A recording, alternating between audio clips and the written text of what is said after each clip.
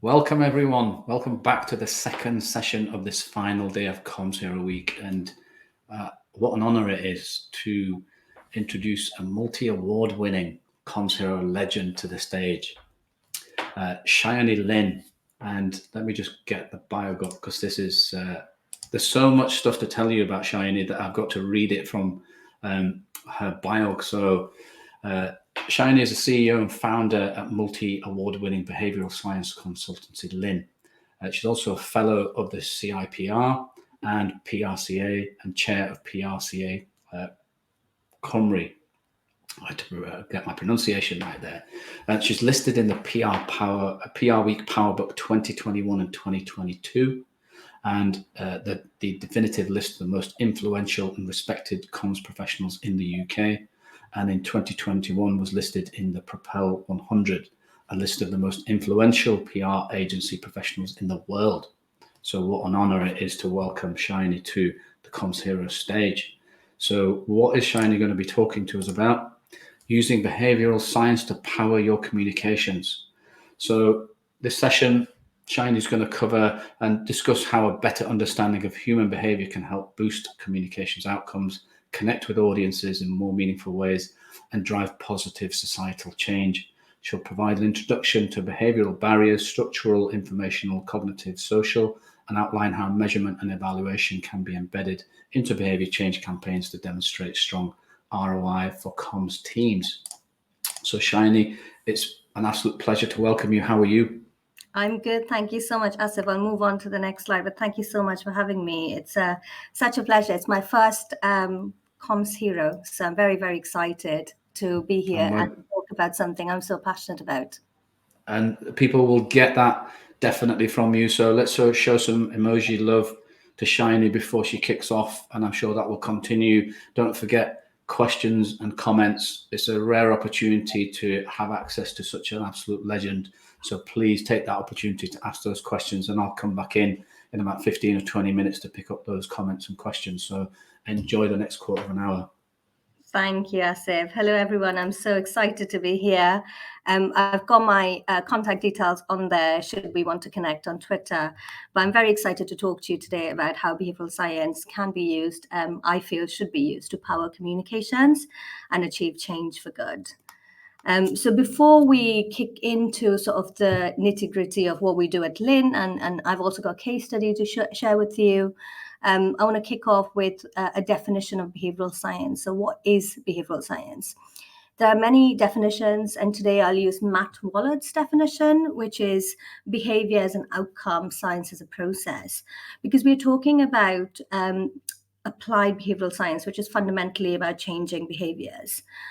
Behavioral science helps unlock why people do what they do. It provides a deep understanding of the conscious, the subconscious, and unconscious motivations, influences, and drivers that drive our decision making every day. It can help explain why we behave the way we do, but also in some cases predict how we will behave in the future. So what drives behavior? There are several drivers. There's psychological, sociological, environmental drivers. And using behavioral science in communications is about understanding and analyzing those drivers, interpreting those drivers to make recommendations for change. So at Lynn, we are all about changing behaviors through education and persuasion, never through manipulation. I've done many of these talks and I get the ethics question all the time. So I now have a slide that establishes where we sit in terms of ethical use of behavioral science. At Lynn, we're all about preserving agency. And what that means is we never take away choice from our audiences.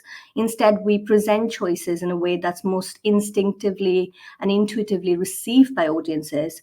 And we hope that by doing that, by presenting information in a way that's most receptive, that our audiences will make the decisions that will help improve and save their lives. And this is our mission statement at Lynn. More on lynn.global should you want to visit our website. But inherently, we believe that when you inject behavioral science into communications, you can build better, smarter campaigns that can create the behaviors needed to achieve a positive societal good. And this is a quick snapshot of how we set up at Lynn. We have the BS unit, behavioral science, of course. And the BS unit looks at everything from research through to experimentation and evaluation.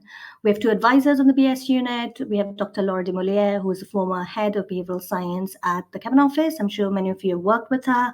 And also Chris Perry, who is the former head of behavioral science at Ipsos. Then we have campaigns, which is our integrated end-to-end solutions.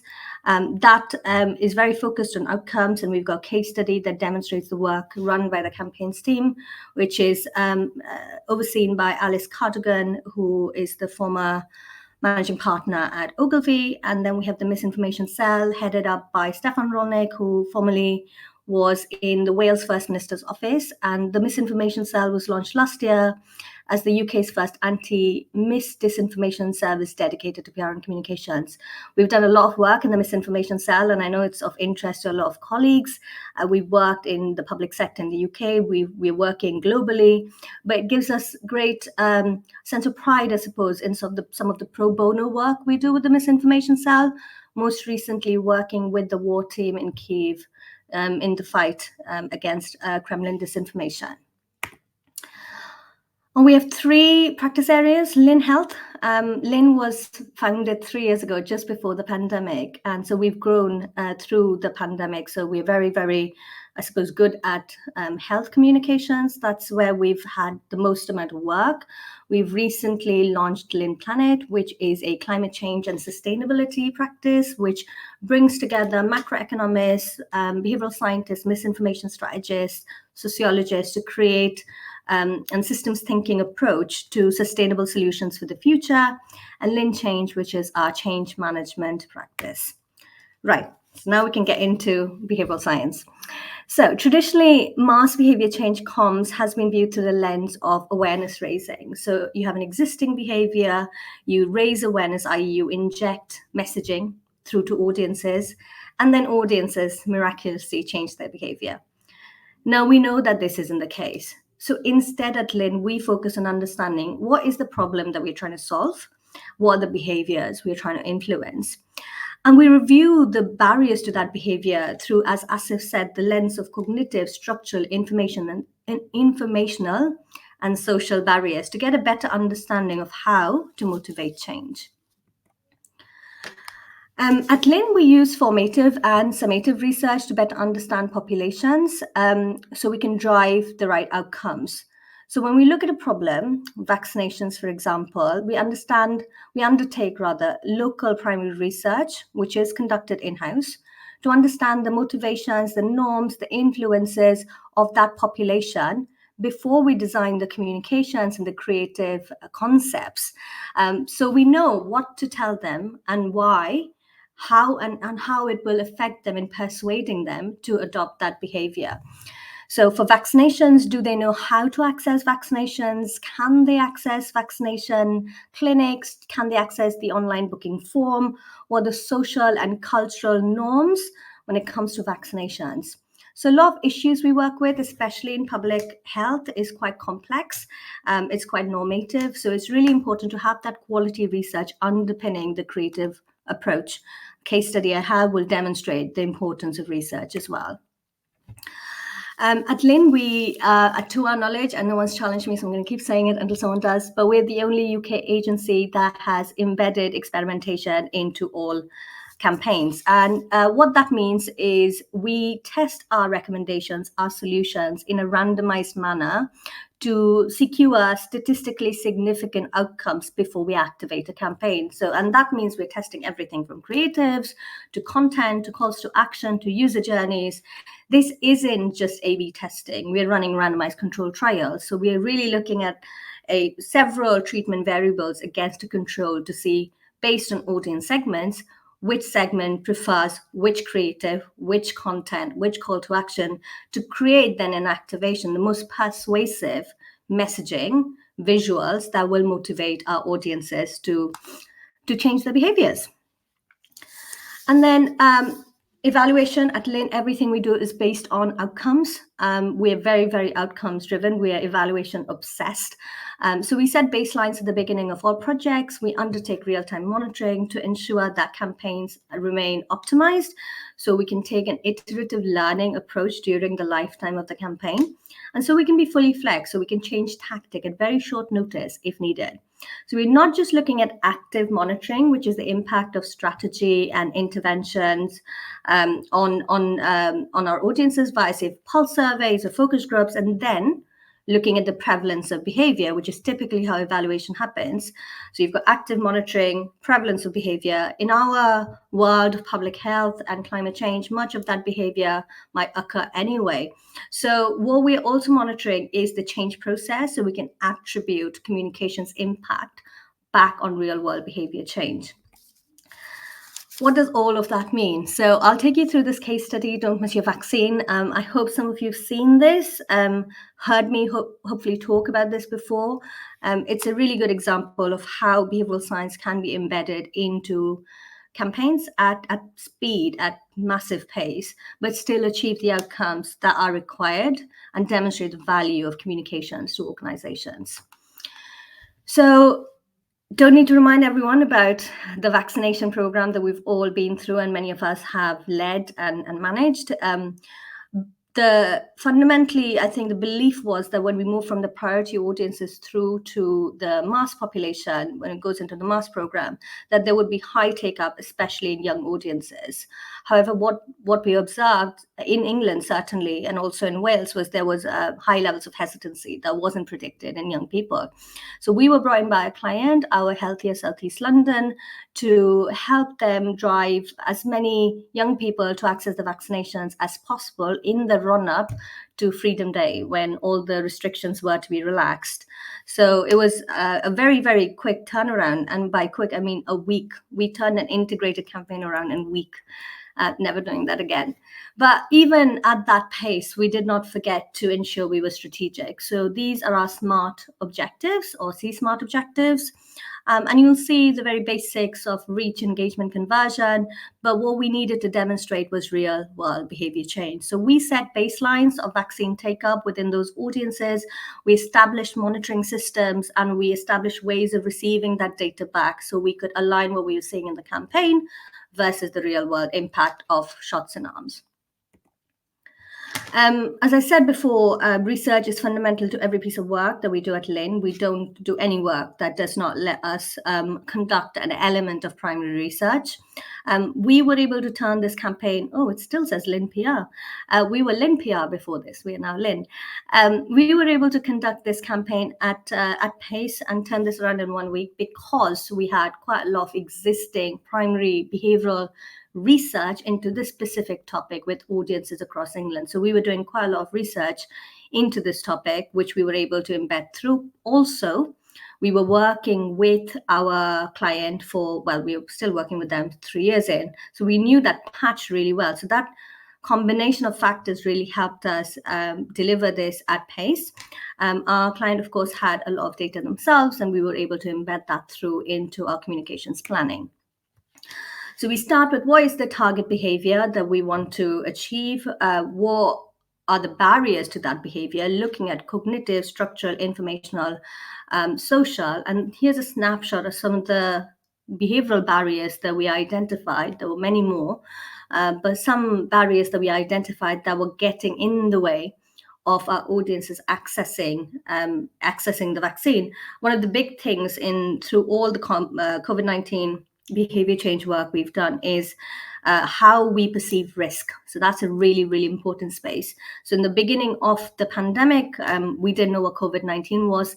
It was a described risk. So when we experience a described risk, which we haven't personally experienced, but we've been told is a risk to ourselves and our families, we tend to be quite compliant. Hence, we saw that high levels of compliance in the early days of the pandemic of staying at home. But as we live with that risk, as we experience that risk, so we go from described to experienced risk, and we realize that perhaps the impact of that risk is not as high that we were made to believe. So in this case, young people say going to the pub with their mates, or whatever, not wearing a mask and not still catching COVID, we tend to then push the thresholds of that risk further, and that then leads to more risky behavior. So that was a really important insight for us. And we've seen this across every piece of work we've done. So really important to be responsive to that way of thinking within our audiences. And here's the segmentation that we undertook for this campaign. Don't Miss Your Vaccine is now in its 10th iteration, or maybe 11th. This is iteration 1 in July of last year. And you'll see the age banding is to align with the vaccine data. We also needed to communicate with at-risk communities, especially ethnic minorities or audiences from BAME backgrounds. So we needed to ensure that we were communicating with them and persuading them as well. And also we'd identified specific areas within our patch where take-up was low. Don't Miss was the UK's first campaign that reframed vaccination for young people from that whole protect your community narrative through to personal benefit. And this was because our research had demonstrated that young people felt quite tired. They felt that protection message wasn't resonating. They felt like they'd been scapegoated by the media. There was a lot of real frustration in young people. So we leveraged the concept of freedom and we reframed vaccinations from a threat to personal freedom because, of course, COVID has been all about agency being taken away from us. We're being told what to do. We reframed it into more of a proactive, positive choice. The creative brand was created to strategically connect vaccination with personal benefit, as I said, to also rise above the noise of all the other public health messaging that was out there, and then actively promote vaccine take-up as a very, very positive thing that would affect them personally in ways that are meaningful to our audience.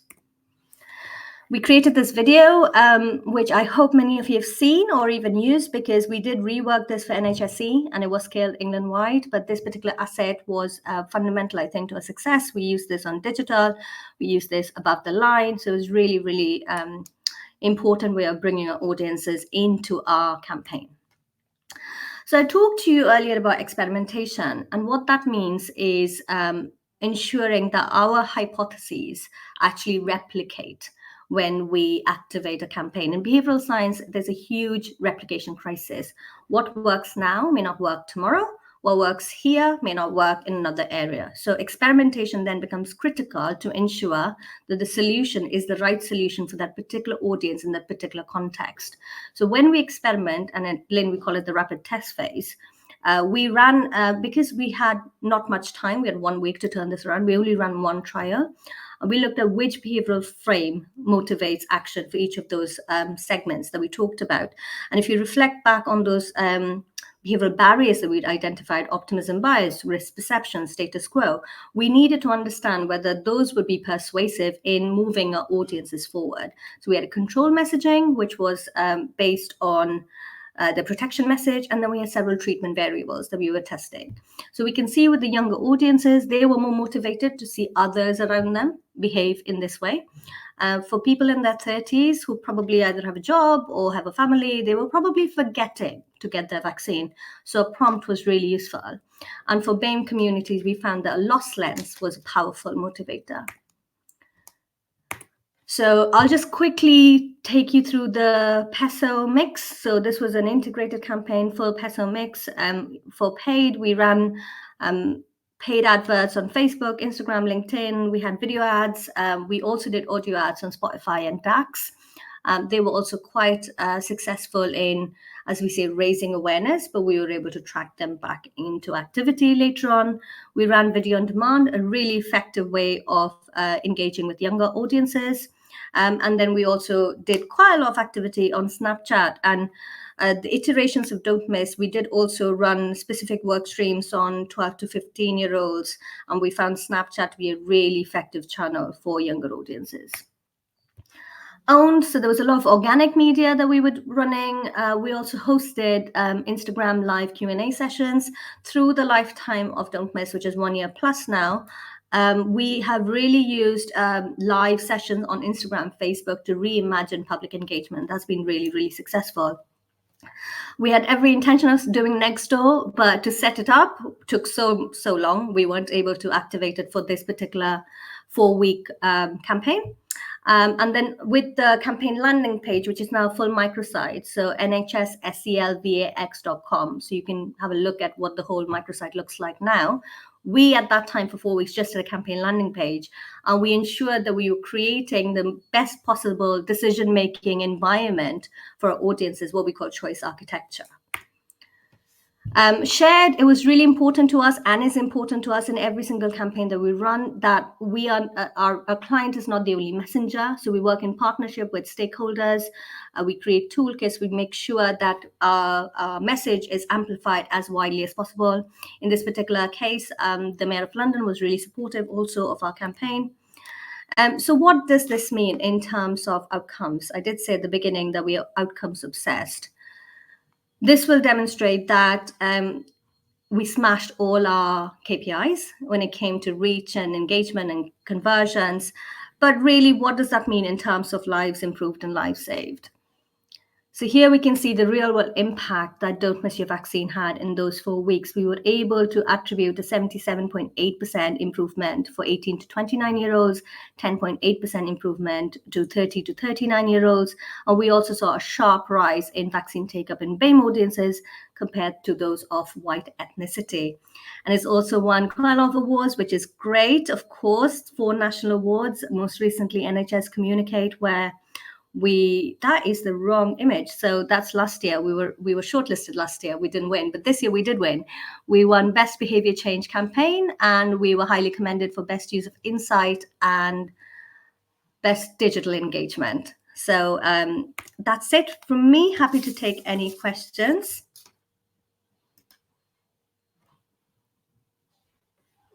I'm hoping Asa will join back. There we go.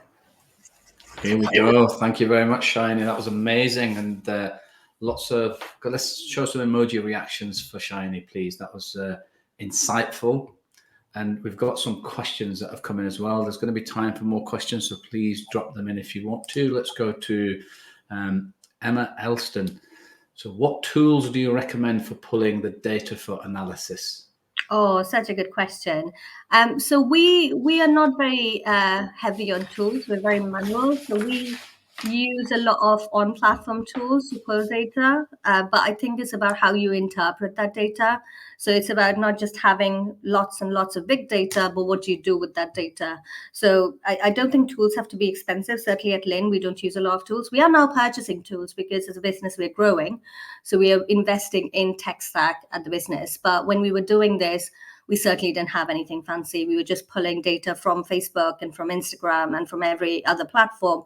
And we were bringing that into a comprehensive space in-house, and we were interpreting that data on a regular basis. Excellent. Thank you. Hopefully that's answered that for you, Emma. One from Ed Thomas. With all the data testing, insights, etc., is there any place for gut instinct? That's such a good question. So I think as communicators, we are instinctive behavioral scientists, certainly applied. So I think our hypotheses typically are right.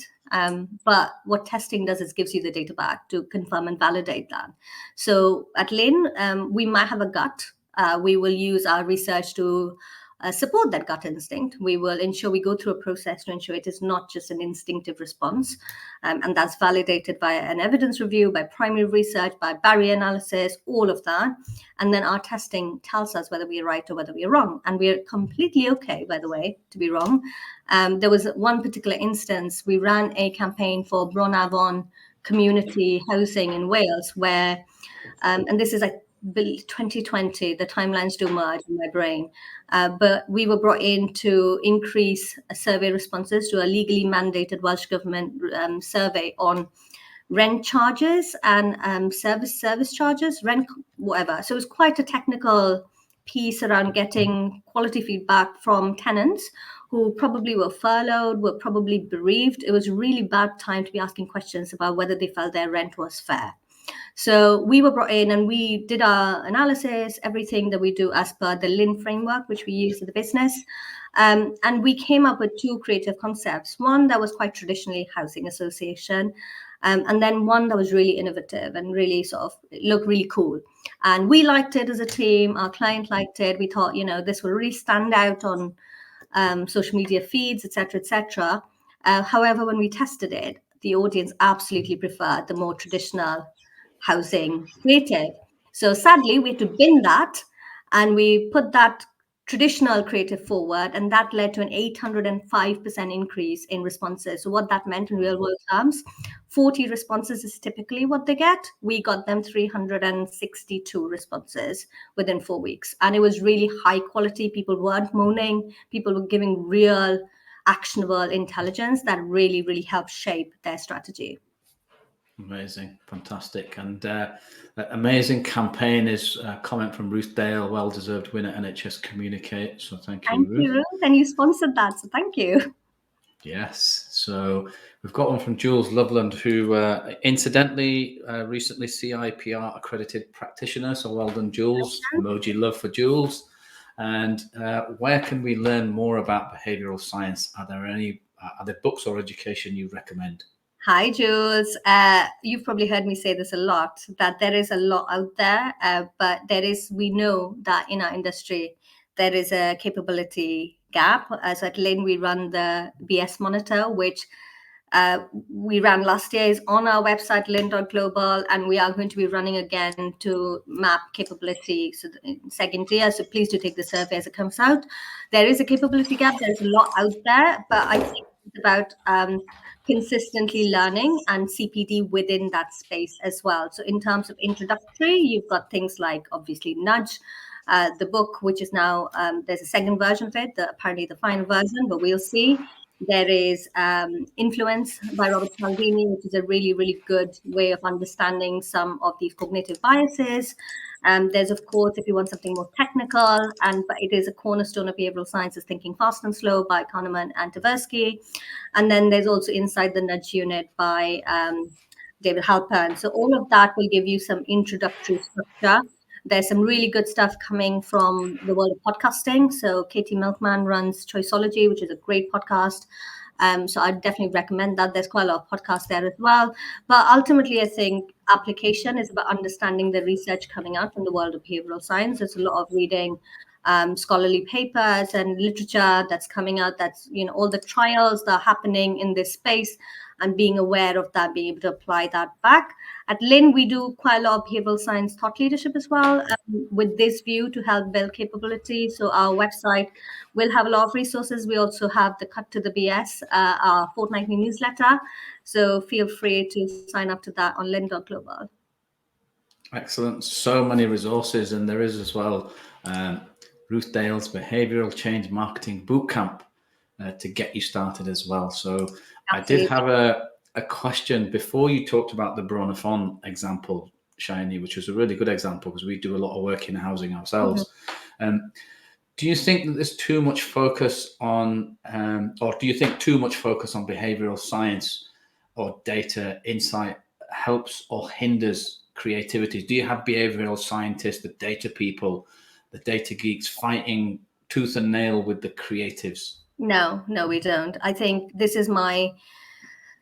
is this fear that data and behavioral science, or data and science, stifles creativity. But we find with all the work we've done over the 3 years, it's the opposite. It actually enhances creativity, but it's the application of that. So how do you interpret that research and put it into creative communication? So fundamentally, what we see with our clients is you've got great behavioral scientists and great creative communicators, but each of them don't understand the other.